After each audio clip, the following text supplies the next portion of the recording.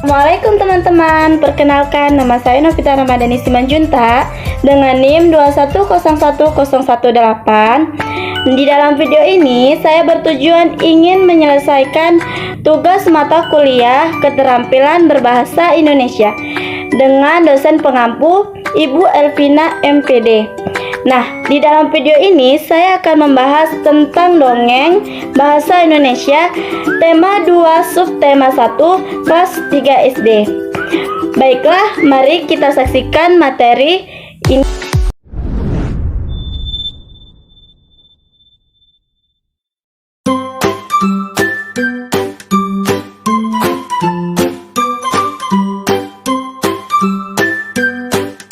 Hai teman-teman Nopi semua.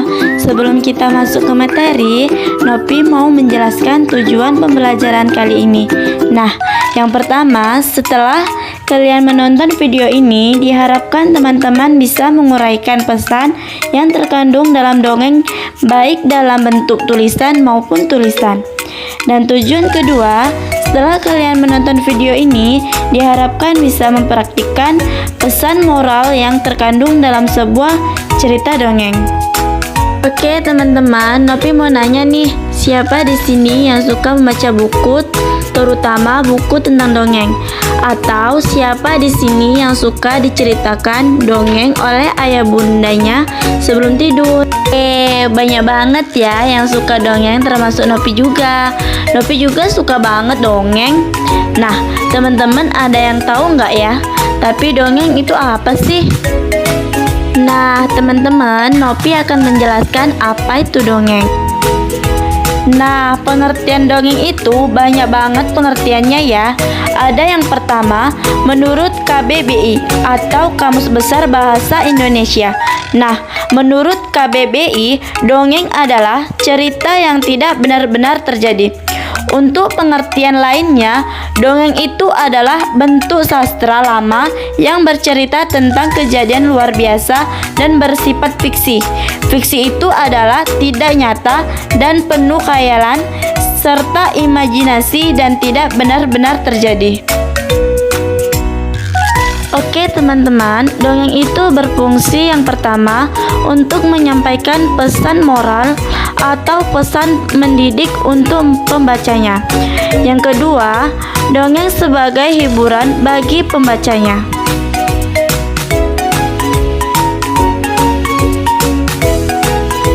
Nah, struktur dongeng. Yang pertama, pendahuluan. Pendahuluan adalah kalimat pengantar untuk memulai suatu cerita dongeng. Contoh kalimatnya biasanya seperti, contohnya, pada zaman dahulu kala, atau kalau tidak, pada suatu hari yang cerah, bla bla bla bla. Seperti itu contohnya. Bagian yang kedua, peristiwa atau isi, adalah ada kejadian-kejadian yang disusun berdasarkan urutan waktu atau peristiwa inti.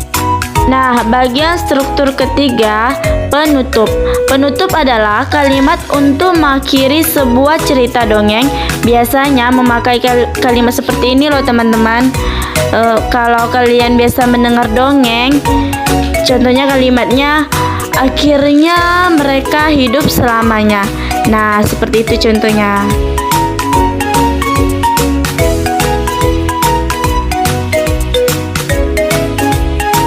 Nah, dongeng juga memiliki ciri-ciri loh. Yang pertama, dongeng diceritakan dengan alur yang sederhana. Yang kedua, karakter tokoh tidak diceritakan secara rinci. Yang ketiga, pendahuluannya singkat, lebih menekankan pada peristiwa inti. Yang keempat, ceritanya singkat dan bergerak cepat. Dan yang kelima, peristiwa dalam cerita merupakan khayalan atau fiktif yang tidak benar-benar terjadi. Oke teman-teman, ada lagi yang terpenting dalam dongeng, yaitu unsur intrinsik. Unsur intrinsik adalah unsur-unsur yang terdapat dalam sebuah cerita. yang di dalamnya yaitu tema, latar, alur, tokoh, penokohan, sudut pandang, majas atau gaya bahasa, dan yang terakhir amanat dan pesan moral.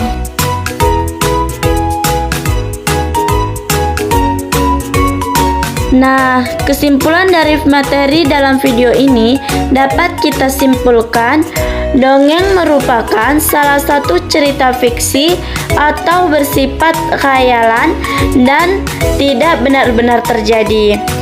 Setiap dongeng memiliki pesan moral yang baik dan dapat kita teladani serta kita praktikkan dalam kehidupan. Nah, teman-teman, semoga penjelasan ini bermanfaat ya.